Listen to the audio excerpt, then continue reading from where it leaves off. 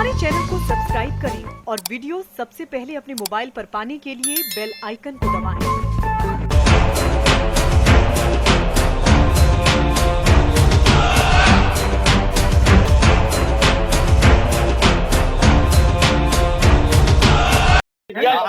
Channel उनकी है, मैं भी कह रहा हूँ नहीं आते हैं, इसलिए यहाँ मत बोला करिए, यहाँ कोई बात में बोला करिए जो सही हो। आप सही का प्रमाण पत्र ना आपके पास है ना, सही का प्रमाण पत्र रखे होंगे, सही का प्रमाण पत्र है ना। 35,000 करोड़ से सड़क बना दी गई। ये वही कांग्रेस के लोग बता रहे हैं जिन्होंने सीमा पर डेवलपमेंट करने से मना कर दिया था कि हम नहीं करेंगे तो मुल्क खराब हो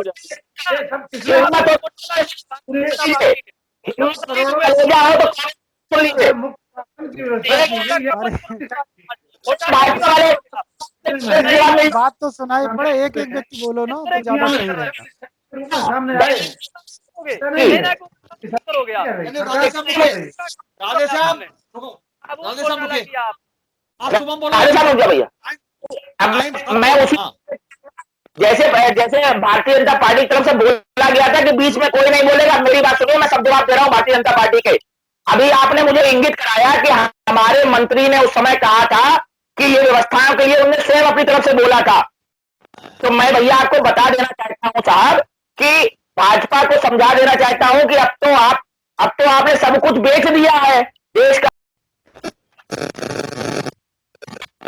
नमस्कार, मैं हूं अनिल वर्मा शेखर। रात के 10 बजे हैं और अब बिग बुलेटिन का आज का ये शो शुरू हो रहा है। आज भारतीय जनता पार्टी का पक्ष रखेंगे पार्टी के वरिष्ठ नेता डीएन कॉलेज के प्राचार्य डॉक्टर मुकेश सिंह जी। इसके अलावा भारतीय जनता पार्टी से दिलीप भारद्वाज जो है पार्टी के पूर्व मीडिया प्रभारी हैं, और आलोक बिहारी जी प्रोफेसर भारतीय महाविद्यालय में। समाजवादी पार्टी से पार्टी के अल्पसंख्यक सभा के अध्यक्ष साजिद अली और युवा नेता राधेश्याम, ये दो लोग समाजवादी पार्टी का पक्ष रखेंगे। कांग्रेस से युवा कांग्रेस के अध्यक्ष शुभम तिवारी जुड़े हैं और पार्टी के वरिष्ठ नेता श्री किशन गौतम, ये लोग जुड़े हैं बुधवार के दिन। और व्यापार मंडल के प्रदेश के उपाध्यक्ष अनुपम अग्रवाल भी डिबेट में शामिल हैं और हम उनके भी विचार आज की इस डिबेट में सुनेंगे।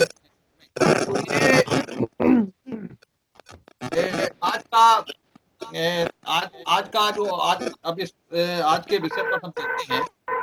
और अभी हम लोगों ने पिछले सप्ताह ही डीजल पेट्रोल की मूल्य वृद्धि पर चर्चा की थी, लेकिन जो नए आंकड़े मिल रहे हैं वो बड़ा चौंकाने वाले हैं। पेट्रोल 100 के पार जा रहा है और पता नहीं सरकार क्या कर रही सरकार। और डीजल पेट्रोल के मूल्य वृद्धि बहुत हाईएस्ट होती जा रही है। चाहिए थी कि जो मापक है, मीटर है पेट्रोल पंपों पर, जब 3 डिजिट के ऊपर पहुंच जाएगा रेट तो उसमें नई व्यवस्थाएं करनी पड़ेगी। और अभी हम लोग जब इस विषय के लिए तैयारी कर रहे थे तो कुछ कजी सामने निकल कर राजस्थान में 100 सैकड़ा के पार चली गई है, जो रेट है उसका 100 के पार चला गया है। मध्य प्रदेश में सैकड़ा लगाने के बेहद करीब है। और एक सप्ताह के रेट भी हम लोग ने देखे थे, पिछले 7 फरवरी से रेट है और 7 से लेकर के 16 फरवरी तक लगातार रेट बढ़ रहे हैं। 7 तारीख को 86 पैसे थे, 8 तारीख को 86 रुपए 8 पैसे हुए, 19 तारीख को 86 रुपए 33 पैसे हुए, 10 तारीख को 86 रुपए 56 पैसे हुए, 11 तारीख को 86 रुपए 75 पैसे हुए, 12 को 86 रुपए 97 पैसे हुए, 13 तारीख को 87 पैसे हुए और 14 तारीख को 87 रुपए 43 पैसे हुए, 15 तारीख को 87 रुपए 63 पैसे हुए और 16 तारीख को 87 रुपए 86 पैसे हुए। ये रेट है दिल्ली का, जिसमें 7 तारीख से बराबर रेट बढ़ रहे हैं। और एक मोटी बात ये कही जाती है कि जो क्रूड ऑयल है उसके रेट पर डीजल पेट्रोल की दरें। होता यह है कि जब क्रूड ऑयल के रेट बढ़ते हैं तब तो पेट्रोल डीजल के रेट बढ़ जाते हैं, और क्रूड ऑयल के रेट जब बढ़ते हैं तो उसका लाभ उपभोक्ताओं को नहीं मिलता। सरकार उस दौरान टैक्स बढ़ा देती है। हम उदाहरण के रूप में लें तो 2020 के जो शुरू के 6 महीने थे जिसमें लॉकडाउन रहा, काम धंधे बंद रहे, कारखाने बंद रहे, यातायात बंद रहे, उस समय जो कच्चे तेल थे उन कच्चे तेल के रेट कम थे, लेकिन उसका लाभ उपभोक्ताओं को नहीं मिला। 82 दिनों तक तेल कंपनियां हैं उन्होंने रेट अपने नहीं बदले, मतलब जब कम रेट हुआ क्रूड ऑयल का उस समय भी उसका लाभ उपभोक्ताओं को नहीं मिला। इसके बाद में जो 2020 के अगले 6 महीने आए उनमें सरकार ने टैक्स, तो ये स्थिति रही कि जब टैक्स क्रूड ऑयल के रेट कम रहे तो समय भी उपभोक्ताओं को उसका कोई लाभ नहीं मिला। हमने पिछली बार आपको बताया था कि किस तरह से डीजल पेट्रोल के रेट तय होते हैं। इसके बाद में जो जितनी घाटे की स्थिति रही तमाम लॉकडाउन की वजह से, उस सुधारने के लिए सरकार ने डीजल पेट्रोल पर एक्साइज ड्यूटी बेतहाशा बढ़ा दी। पेट्रोल पर एक्साइज ड्यूटी बढ़ा करके 32 रुपए 98 पैसे कर दी गई, जो 15 रुपए 83 पैसे थी, और डीजल पर भी इसमें वृद्धि करके 31 रुपए 83 पैसे। ये स्थितियां इसलिए होती हैं कि सरकार अपने जो दूसरे घाटे हैं उन्हें मैनेज करती। इसके बाद में स्थिति ये है कि भारत में प्रति लीटर जो बेस रेट है पेट्रोल का उस पर 180% टैक्स लगता है। 180% टैक्स लेती है सरकार जो पेट्रोल के बेस रेट है। डीजल के जो बेस रेट है उस पर 141% टैक्स लेता है। दूसरे देशों की तुलना में अगर हम देखें तो जर्मनी और इटली में ये टैक्स 65% है, यूनाइटेड किंगडम में ये टैक्स 66% है, जापान में ये टैक्स 45% है, और अमेरिका में ये टैक्स 30%। तो 20%, 45%, 62%, 65% के मुकाबले भारत में जो टैक्स है वो 180% है। ये स्थिति है पेट्रोल को लेकर के। तो एलपीजी है उसकी स्थिति भी बहुत खराब है। बहराइच, बलिया, अंबेडकर नगर, देवरिया, यहाँ 850 रुपए सिलेंडर पहुंच गया है, 850 रुपए।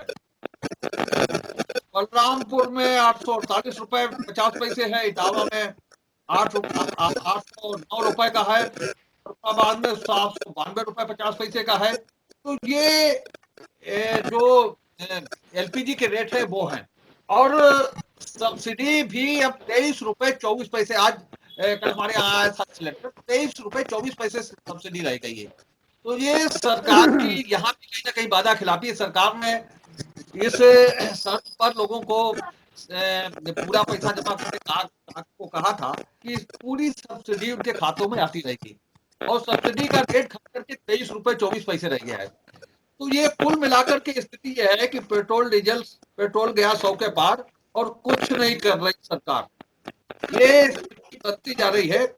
और अभी तक जो स्थिति है उसका सबसे बड़ा असर शहरी क्षेत्रों में पड़ने वाला है पेट्रोल का, और खासतौर से जो ट्रेवलिंग काम है उन पर निश्चित रूप से इसका असर पड़ने वाला है।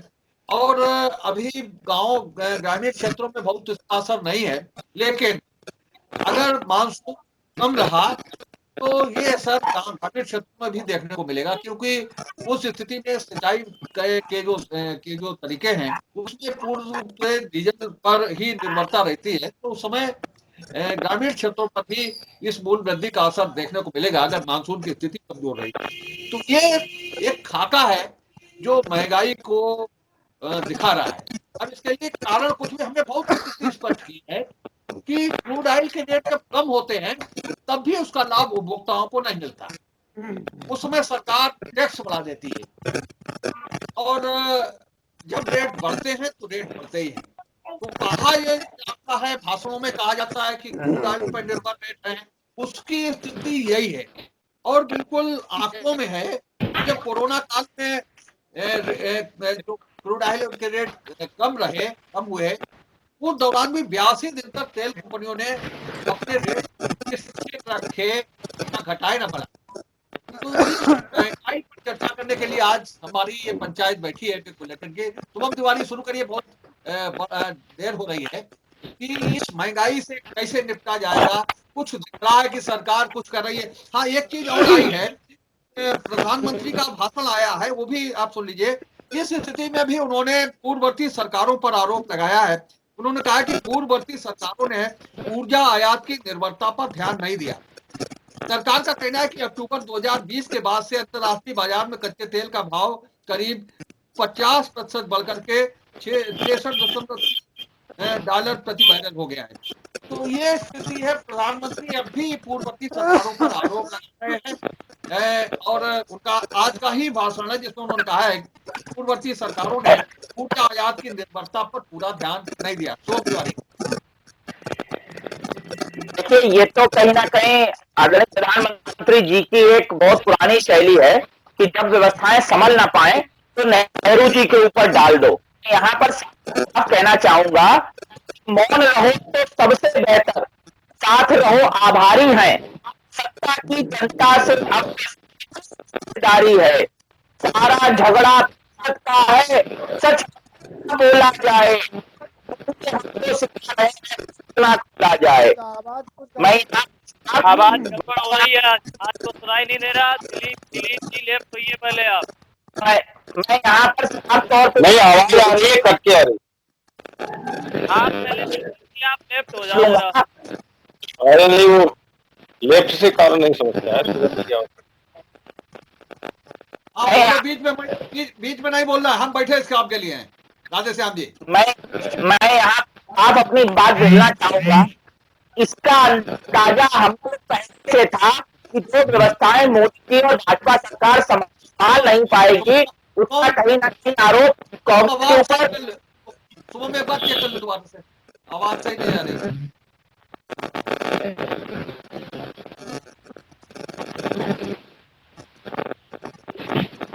पहले साजिद अली बोले, साजिद अली बोले, साजिद अली बोले। ये जो पेट्रोल है इसकी कीमतें बढ़ती जा रही है, इसका सीधा असर हमारी गरीब जनता और पर पड़ रहा है।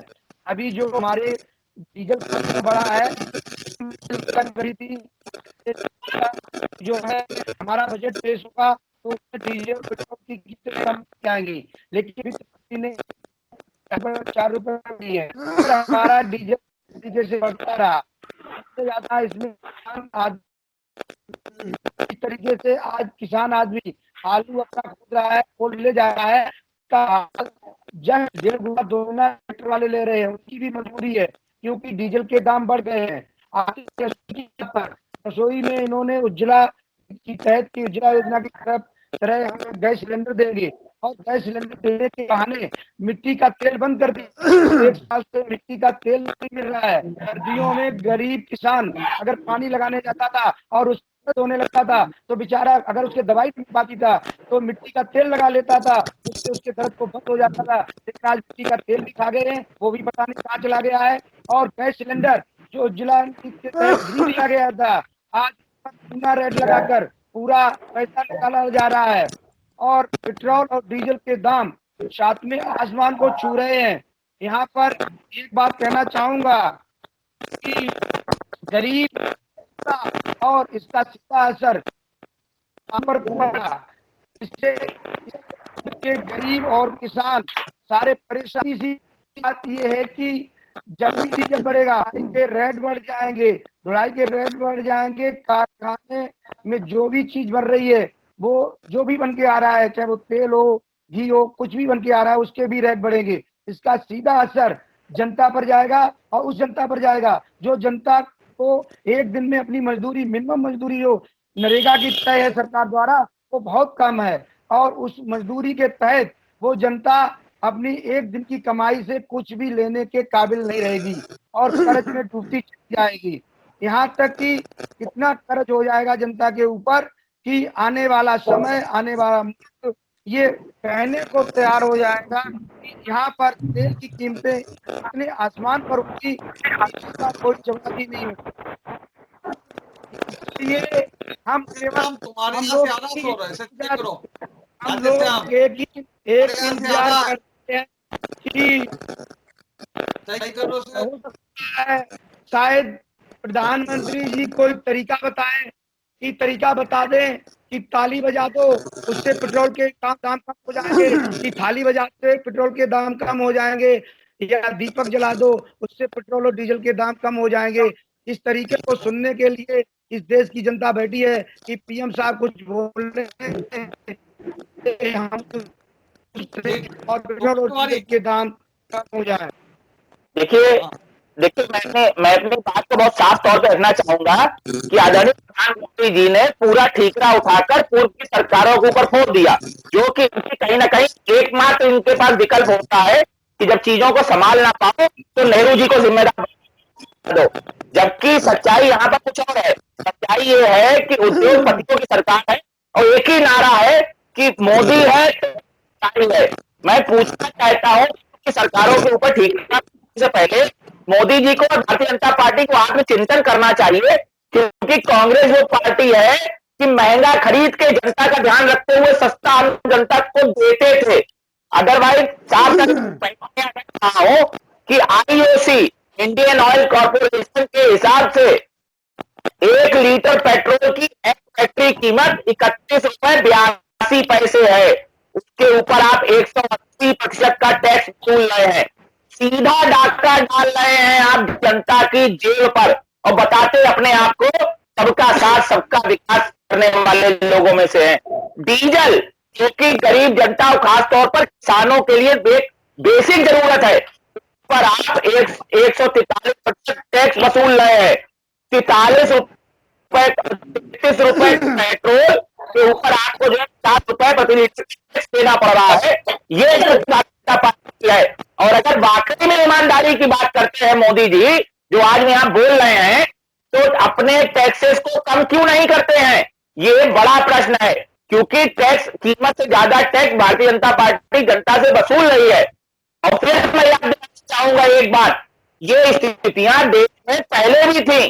पेट्रोल और गैस के दाम बढ़ते थे, तब क्या होता था, मैं याद दिलाना चाहूंगा वो पल जो आज भारतीय जनता पार्टी बने बैठे हैं, वही लोग आंदोलन जीवी बने हुए थे।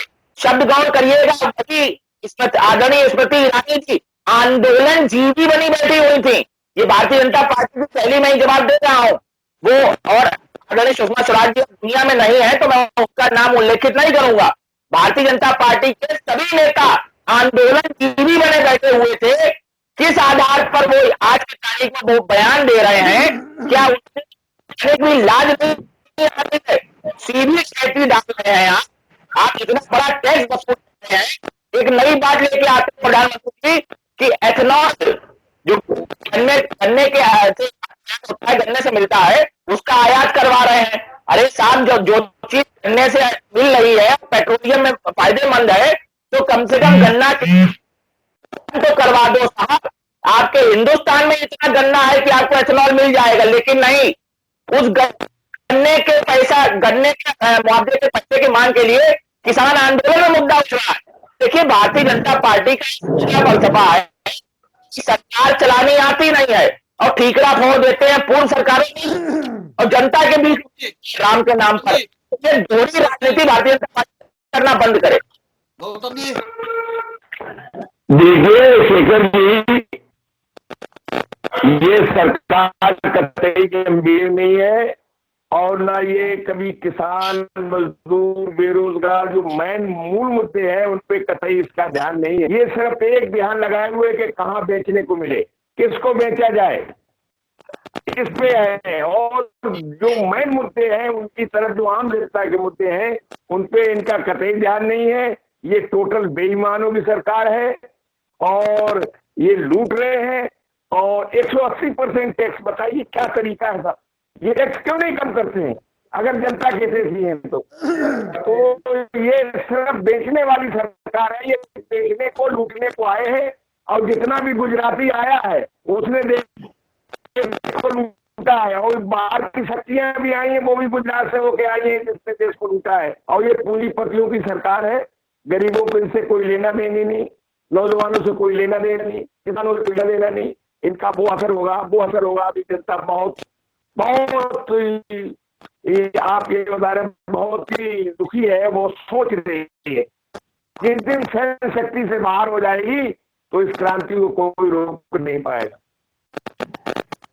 राधेश्याम जी दिलीप जी, वीडियो नहीं आ रहा, पर चेक कर लिया आपको बोलना उसके बाद। दिलीप जी इसके बाद वीडियो नहीं आ रहा आपका, चेक कर लीजिए। हाँ राधे तो बोलिए। हमने कहा 7 साल से एक रिकॉर्डर में एक चिप लगी हुई है आ गया नहीं तो 7 वीडियो आ गया ना। 7 साल से 6 साल से एक पेन ड्राइव लगा हुआ है और उसमें सिर्फ एक गाना भरा गया है 2 मिनट का। उसमें गाना भरा गया है कि डीजल पेट्रोल हमारे हाथ में नहीं है, महंगाई के लिए कांग्रेस जिम्मेदार है, देश सारी समस्याएं नेहरू जी छोड़ गए और फिर भी कोई परेशानी है तो पाकिस्तान चले जाओ। अच्छा भैया, साढ़े सीटें आपको काहे के लिए दी थी? जब नेहरू जी सब कुछ बिगाड़ गए, आपके बस में कुछ यही, और महंगाई कम कर नहीं सकते, कुछ कर ही नहीं सकते, फिर आप आए किस लिए थे? क्या करने आए थे? सिर्फ ये बताने आए थे कि ये कांग्रेस ने गलत किया। अच्छा, इतना ज्ञान तो हमें भी था कि गलत किया, इसीलिए उनको हम 57 पे ले आए।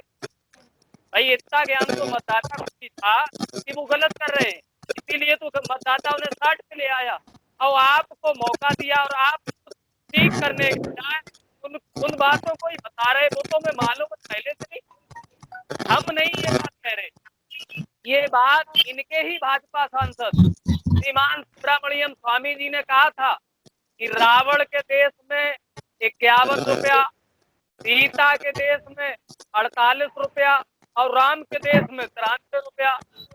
तो हम अपने ही सांसद का जवाब इन्हें देना चाहिए। और निश्चित तौर पर एक चीज तो है कि 450 का जो सिलेंडर मिलता था वो इस्लामिक देश में मिलता था। उस गैस से जो रोटी सेंकी जाती थी, उससे जो रोटी खाने के बाद जो ऊर्जा उत्पन्न होती थी, उससे देश विरोधी मानसिकता बनती थी। ये जो 800 रुपए का सिलेंडर आ रहा है, ये बाढ़नगर में भरा जाता है। इसकी रिफिलिंग जो गुजरात के बाढ़नगर में होती है और इसकी रिफिलिंग जो है वो पंडित दीनदयाल उपाध्याय योजना के तहत की जाती है। और इस गैस से जो रोटी पकती है, उससे जो ऊर्जा प्रविष्ट होती है, उससे देशभक्ति की ऊर्जा निकलती है। इसलिए ये 800 का सिलेंडर जो है ये ठीक है और 4.5 सिलेंडर गलत था। संपत्तियां बिक रही हैं, महंगाई बढ़ रही है, किसी नई एक चीज का शिलान्यास नहीं हुआ और उसके बावजूद भी पता नहीं पैसा कहाँ जा रहा। आरबीआई से रुपया लिया जा रहा है, आरबीआई का सोना गिरवी रखा जा रहा है, विश्व बैंक से कर्ज लिया जा रहा है, संपत्तियां बेची जा रही है, महंगाई भी बढ़ रही है और रुपया कहीं नहीं जा रहा है। देश में इस समय शेखर चाचा वही हो रहा कि एक शराबी बेटा पूरे जीवन आपकी बनाई हुई संपत्ति बेच के पीता है और फिर कहता है हमारे लिए कर ही क्या गया। तो निश्चित तौर पर ये गैर जिम्मेदार सरकार है और हम ये कहना चाहेंगे कि जनता कहीं बहकावे नहीं आती है। जनता देखती है कि क्या कर रहे हैं। 91 गालियां, जनता भगवान का रूप ऐसा मानते हैं। ठीक, अनुपम जी, अनुपम जी, हाँ बोलिए। ठीक राधेश्याम, हाँ अनुपम जी, आवाज आवाज नहीं आ रही बोली, आवाज नहीं आ रही, ऑडियो बंद है। हाँ, आवाज नहीं आ रही, ऑडियो बंद है आपका।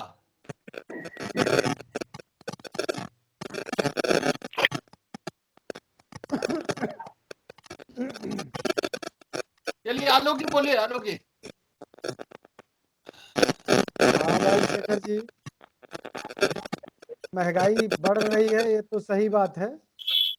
पेट्रोल की कीमत बढ़ रही है, डीजल की कीमत बढ़ रही है, तो सरकार अंकुश लगाने का प्रयास करेगी, कर भी रही होगी कुछ ना कुछ, क्योंकि हम सब लोग यहाँ बैठे हैं, वो सरकार चला रहे हैं, ज्यादा सोच रहे होंगे। मुख्य बात यह है कि अभी इन्होंने हाँ, जरूर सोच रहे होंगे, क्योंकि जो व्यक्ति जिम्मेदार पद पर होता है तो वो कुछ ना कुछ सोचता है, कुछ ना कुछ मजबूरियां होंगी। रही बात टैक्स कम करने की, तो कुछ केंद्र सरकार के हिस्से में रहता है टैक्स, कुछ वैट के माध्यम से राज्य सरकार के हिस्से में रहता है। तो जो राज्य दोनों सरकार है जगह वो आपकी वो दोनों जगह नहीं, ये बात सही है, क्योंकि इसका पूरा भार जो है वो आम जनता पे ही पड़ता है। तो ये बिल्कुल सही बात है। हम सत्ता में हैं, पेट्रोल का आंकड़ा छू रहा है, लेकिन कहीं ना कहीं कुछ समस्याएं हैं। अभी भाई कह रहे थे कि कांग्रेस सरकार में जनता को रियायत देने के लिए बहुत सारी सब्सिडी दी जाती थी। तो ये भी ध्यान रखिए कि जब बजट पेश होता था तो बजट में एक बात आती थी कि शायद कांग्रेसी गौर करेंगे कि इतने लाख करोड़ रुपए के घाटे का बजट, इतने लाख अरब रुपए घाटे का बजट, शायद जब से मोदी जी की सरकार आई है तब से घाटे के बजट सब शायद निकल गया है। तो कहीं ना कहीं हमको समझौते करने पड़ेंगे। एक तरफ घाटे को भी हमें पूरा करना है, हमें आत्मनिर्भरता की ओर भी बढ़ना है, हमें खुशहाली की ओर भी बढ़ना है। थोड़ी महंगाई है, हम समझ रहे हैं उस बात को, हम भी उससे पीड़ित हैं, आम जनता भी पीड़ित है। जी जी जी जी जी, बहुत धन्यवाद शेखर जी। आपको बता दें, पहली बात तो मैं बता रहा हूँ, जिन राज्यों में डीजल पेट्रोल सबसे महंगा है उनमें राजस्थान, महाराष्ट्र, तमिलनाडु, पश्चिम बंगाल, इनके बाद आता है उत्तर प्रदेश का नाम।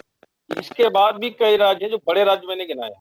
यहाँ किसकी सरकार है? अगर ये जो अभी कह रहे थे कि ये उत्तर प्रदेश और केंद्र में दोनों में भाजपा की सरकार है, इनको ये पूछो राजस्थान में किसकी सरकार है? 100 के पार चला गया।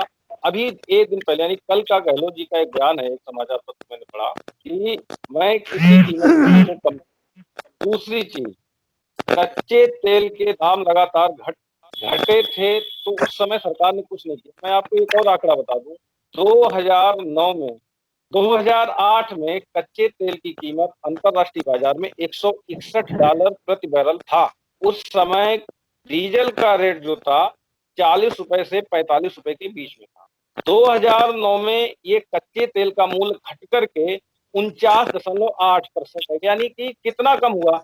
$161 से घट करके $49, यानी 30% भी रह गया। लेकिन डीजल पेट्रोल के मूल्य में कोई गिरावट नहीं की गई। आखिर क्यों? क्योंकि सरकार ने उस समय करना उचित नहीं समझा होगा। तीसरी चीज, इतने सबके बाद भी 2013 में जब कांग्रेस सरकार थी तो केवल तेल का घाटा 43,000 करोड़ डॉलर रुपए था। 43,000 करोड़ रुपए था। ये रिकॉर्ड में मैं नहीं बोल रहा हूँ, आप जो लोग बता रहे थे कि साहब ये ऐसा हो रहा था, ये था। इसके बाद भी जब सरकार आई, आप क्या कर रहे हैं? मैं कर रहा हूँ वो आप सुनिए। आपके पास आंकड़ा है ना 2008 में जाने की एक आदत है। आप जब बोले तो मैं नहीं बोला, आप जब बोले तो मैं चुपचाप सुन रहा था। आप मेरी बात सुनिएगा, उसके बाद आप बोलिएगा।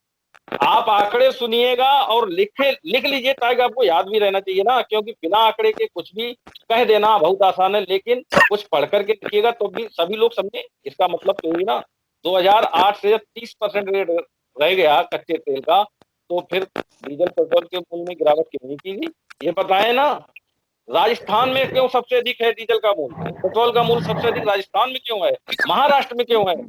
आप बताइए पश्चिम बंगाल में क्यों है? क्योंकि वहां पर सरकार भाजपा की नहीं है ना, इसलिए आप वहां पर सड़क पर नहीं उतरते। उत्तर प्रदेश में आप कह सकते हैं 43,000 करोड़ रुपए का कर्जा जो मनमोहन सरकार ने ले रखा था, सब्सिडी के नाम पर देना लेकिन देश को कर्जे में डुबो देना। आपको याद होगा जब देश की सुरक्षा के लिए नए हथियारों की खरीद की मांग की गई थी तो आपके रक्षा मंत्री तत्कालीन ए.के. एंटोनी ने क्या कहा था कि पैसे पेड़ में नहीं लगते हैं। तो आप पेड़ में नहीं लगते। अगर मनमोहन सरकार के पास इतना पैसा था तो ये कहने की, संसद के अंदर ये कहने की जरूरत क्या हुई? याद होगा शायद शुभम जी, याद होगा ना, वो कहा था। आखिरकार वो क्या कारण था संसद के अंदर ये कहना पड़ा कि पैसे पेड़ में नहीं उगते।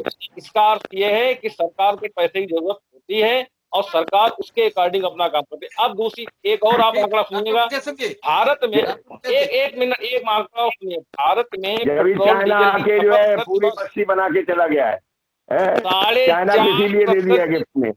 आपको ध्यान होगा ना चाइना किसने दिया है ये मुझे ऐसा लगता है कि आप बिना पढ़े भी बैठ जाते हैं। मुझे लगता है कि आप इतिहास की जानकारी नहीं रखते। जवाब दूंगा, आप सिर्फ पढ़ के बोलिए। नहीं देखिए शेखर जी, निश्चित तौर से पेट्रोल डीजल की जब कीमत बढ़ती है तो महंगाई बढ़ती है, और महंगाई बढ़ती है तो उसका असर सबसे ज्यादा कम आय वालों पर पड़ता है। ये बिल्कुल सही है। लेकिन आपने जो बात कही है कि पिछले जो 2020 के 6 महीने में जो डाउन हुआ, सरकार ने नहीं डाउन किया। 4 महीने तो ऐसे रहे जिसमें लॉकडाउन रहा, कोई गतिविधियां ही नहीं रही। और जैसा पहले भी रहा कि जब कच्चे तेल की कीमतें गिरी तो भी पूर्ववर्ती सरकारों ने नहीं टैक्स कम किया। दूसरी चीज बता दें आपको, इस कोविड काल में जो भाई साहब आपकी बहुत गंदी आदत है, आप बीच में बोलते हैं। या तो आप डिबेट बनाइए या सुनने की क्षमता रखिएगा। आप बीच में सबके में बोल देते हैं। हमारी बात हो जाए उसके बाद आप बोलिएगा। आप बताइएगा, पूरे कोरोना काल में सारा इंडस्ट्रियल स्ट्रक्चर डाउन हुआ, टैक्स नहीं, केवल 70 से 80 लाख रुपए ऐसे हैं जो इनकम टैक्स देता है सरकार को, केवल इतनी संख्या है। बाकी अप्रत्यक्ष करों से सरकार को आय प्राप्त होती है। गवर्नमेंट के पास इनकम का कौन सा साधन है? नए इंफ्रास्ट्रक्चर की जरूरत है, बुनियादी ढांचा मजबूत करना है, दूसरी चीजें आगे बढ़ानी है।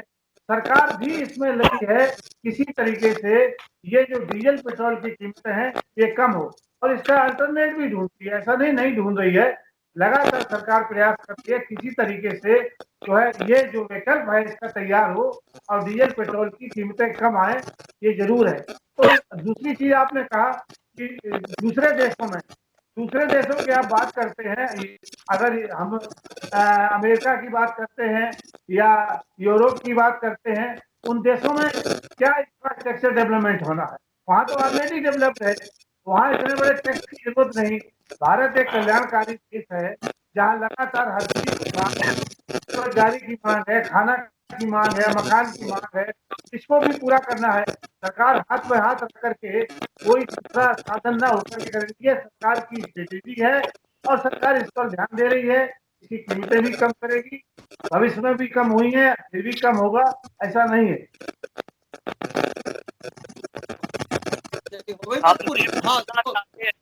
बोलिए, टाइम कम है दूसरे राउंड के लिए। हम ये कहना चाहते हैं कि जो बच्चियां ये कांग्रेस वाले ज्यादा अच्छी तरह पूछेंगे, लेकिन हम सिर्फ इतना जानना चाहते हैं कि जो ए.के. एंटोनी की बात नहीं थी, फिर 2014 से लेके 2020 तक कौन कौन से नए हथियार खरीदे गए?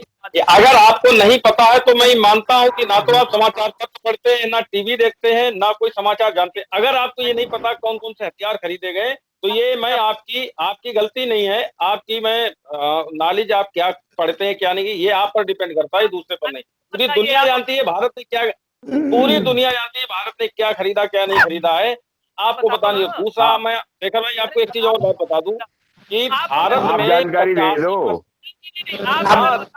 जवाब दे दो, होगा ना, आप दे दो। एक मिनट, क्या खरीदा? अरे आपको ये नहीं मालूम राफेल कहाँ से आए? आपको मालूम है ना? हमें मालूम है, जानकारी में है ना? आपकी जानकारी में नहीं है। असॉल्ट राइफल्स भारत में बन रही, आत्मनिर्भर भारत में, और राफेल बाहर से आ रही है, आपने नहीं देखा ना? इससे स्पष्ट होता है कि आपको कुछ आप देख नहीं रहे। आज पूरी दुनिया लोहा मानती है भारत का सुरक्षा के क्षेत्र में जिस तरह से आगे बढ़ रही है भारत, लेकिन चाइना घुस रहा है। बिल्कुल सही चाइना कहा को आपने। आपने घुसा दिया। ये गुस्सा नहीं आ रहा आपको। चाइना ने पूरा गांव बसा लिया भाई। सारा केला का देखिए, मुंह से चाइना का शब्द नहीं निकल रहा है, हम तो भगा रहे हैं। मुंह से चाइना का शब्द नहीं निकल रहा है।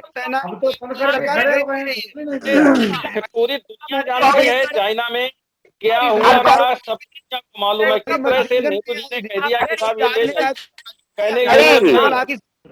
दिलीप जी ये तो सरकारें खरीदती हैं, जो सरकार में जाता है वो सब खरीदती हैं। सारी सरकारें जो सरकार में जाती अरे भाई क्या जरूरत पड़ी? झूठ बोलने में आगे। साल पुराने बता रहे थे भाई। तो पाकिस्तान धमकी देता रहता और हम चुपचाप बैठे रहते। क्या बताया आपने? क्या पाकिस्तान ने जब धमकी कांग्रेस जवाब पे युद्ध किया बताइए। तब राफेल काम किया है। तब वेपोर्स की वो तोपे ही काम आई थी। वेपोर्स की वो तोपे ही काम आई थी। उसने जब युद्ध लड़ा तो देखो इतिहास कोई जवाब देंगे, सुनने की क्षमता रखिए। मैं सुनता हूँ, लेकिन मैं आपको आपकी पुरानी बातें याद दिला रहा हूँ। केवल आपको पता होना चाहिए कि कितने भारत भूल के कितने ताली का बजाते हैं, ताली का बजाना, ताली का बजाए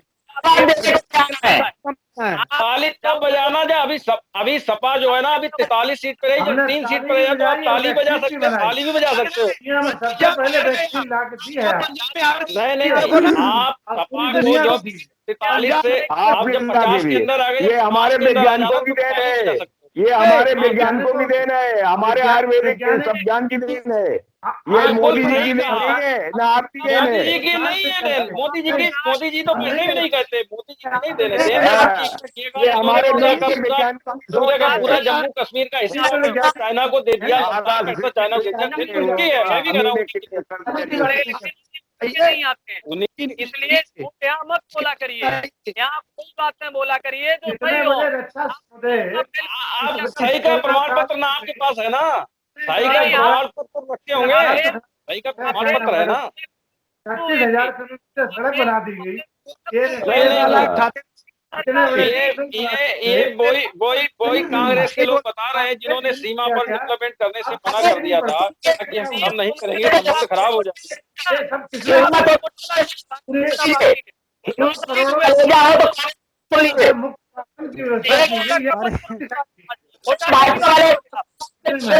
बात तो सुनाई पड़े, एक एक व्यक्ति बोलो ना तो ज्यादा सही रहेगा। सामने आए हो गया। राधे साहब रुको, राधे साहब रुकिए, आप शुभम बोलो। भैया अब मैं उसी जैसे भारतीय जनता पार्टी की तरफ से बोला गया था कि बीच में कोई नहीं बोलेगा, मेरी बात सुनिए, मैं सब जवाब दे रहा हूँ भारतीय जनता पार्टी के। अभी आपने मुझे इंगित कराया कि हमारे मंत्री ने उस समय कहा था कि ये व्यवस्थाओं के लिए उन्होंने स्वयं अपनी तरफ से बोला था। तो मैं भैया आपको बता देना चाहता हूँ साहब कि भाजपा को समझा देना चाहता हूँ कि अब तो आपने सब कुछ बेच दिया है देश का, तो अब किस बात की जिम्मेदारी आपके ऊपर रह गई है। दूसरी बात, आपने क्यों झूठ का प्रोपेगेंडा क्यों फैलाते हो? कांग्रेस के लोगों के पास झूठ फैलाने के अलावा कोई रास्ता नहीं है, इसलिए उनको केवल झूठ बोलना है और जनता को गुमराह करना। देखिए मैं आपको बता दूं, 50 के अंदर पहुंचा दिया है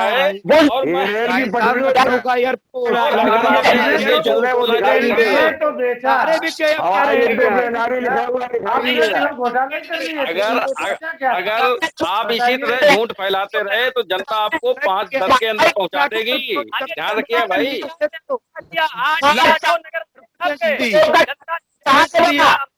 साल में 500 करोड़ 8 साल में भाजपा करोड़ का कार्यालय कहा। मैं पूछना चाहता जी आपको बता मैं नहीं करना चाहता हूँ। तो प्रदेश की जनता ये जो कह रहे हैं ना, प्रदेश की जनता ने उनको कहाँ पहुंचा दिया, ये कहने की जरूरत नहीं है। आप 10 अब आधे सेकंड के अंदर आए हैं। मुझे लगता है कि अब और नीचे जाने की स्थिति है। अगर आप इसी तरह से जनता को गुमराह करते रहे, भ्रम फैलाते रहे, तो जनता आपको 50 अभी अंदर पहुंचाया, अभी और पीछे पहुंचा देगी। और आप ये ध्यान रखिए, इसमें कहने की जरूरत नहीं। और कांग्रेस का तो झूठ फैलाने का कितना ऋण भी दबा दिया है, कई गुना ऋण लिया है आपने, कोई छोड़ा है आपने? रिजर्व बैंक का सोना का ये वो आपकी जानकारी में हो तो कभी मोदी सरकार जब से आई ग्राम सोना गिरवी नहीं रखा गया जनाब। घाटे का बजट पेश करते थे भाई, वो भूल गए। झूठ बोल आप लोग एक बजट आगे बता दो जिसमें लिखा हो कि फायदे का बजट है। घाटे का बजट पेश करते थे, 1000 रुपए का घाटा। अरे ये सब तुम्हारे फर्जी आंकड़े हैं।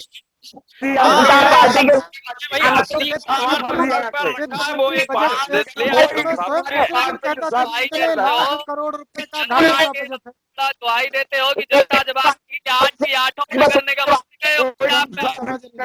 जनता ने जवाब दिया तब तो 50 के अंदर आपको भाई आया है। देख लो दिया है तो 50 पहुंचा दिया है। तो आप देख लो जनता क्या कह रही है। अगर आप दीवार पर दीवार को लीजिएगा, आप आंख बंद किए हुए हैं और बिल्ली आ रही है, आप समझ लीजिएगा कि किसी भी स्थिति में जनता ने तो 50 के आंकड़े के अंदर पहुंचा दिया है। अभी नीचे जाने का है तो आप झूठ फैलाते रहिएगा, जनता को और पीछे ढकेल रही है लगातार, आप देखते रहिएगा। इसमें कोई कहने की जरूरत नहीं है। शेखर भाई आप देखिएगा कि बंद करें और बताएं कि 500 करोड़ का कार्यालय कैसे बना, हर जिले में करोड़ का कार्यालय कैसे बना, ये कहाँ होगी? आपने जो वही रुपया दिया है हमको। समय समाप्त हो रहा है। राम मंदिर से क्या वसूलते हैं और मंदिर से दिक्कत थी कि आप राम भरोसा दिखा रहे हैं, फैलाते रहो। भारतीय जनता पार्टी और जनता को गुमराह करना है, ये सबसे बड़ी पार्टी है और उसके लोगों के पास इतना पैसा नहीं है। ताबूत घोटाला करने वाले लोग रक्षा बजट पर ना बोले तो बढ़िया है। ताबूत घोटाला करने वाले लोग मुकेश जी 1 मिनट के लिए बोलिए, फिर खत्म कर रहे हैं। मुकेश जी भाई साहब, ये डीजल और पेट्रोल पर सरकार लगातार नजर गड़ाए हुए है। इसकी कीमतें गिरेंगी। अंतरराष्ट्रीय बाजार में क्रूड ऑयल डाउन हो जाने दीजिए, निश्चित तौर से कीमतें गिरेंगी। महंगाई को रोकने के लिए सरकार ठीक है। आश्वासन मिल रहा है भारतीय जनता पार्टी की तरफ से, कीमतें गिरेंगी, सरकार प्रयास कर रही है, ये आश्वासन मिल रहा है भारतीय जनता पार्टी की तरफ से। तो जो हम लोगों ने सवाल खड़ा किया था कि क्या कर रही सरकार, आश्वासन मिल रहा है। आज की इस डिबेट को हम यहीं समाप्त कर रहे हैं। आज की बुलेटिन में भाग लेने के लिए गौतम जी का, शुभम तिवारी जी का, मुकेश जी का, आलोक जी का, दिलीप भारद्वाज जी का, राधे श्याम जी का और साजिद अली का बहुत बहुत धन्यवाद। कल हम फिर मिलेंगे एक नई डिबेट को लेकर, एक नई बहस को लेकर के। तब तक के लिए इजाजत दीजिए। शुभ रात्रि। शुभरात्रि।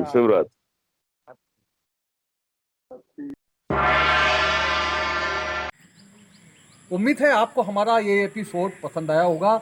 आप हमारे चैनल को सब्सक्राइब करिए, इस वीडियो को लाइक करिए और अपने दोस्तों के साथ शेयर करिए। यही निवेदन आपसे है।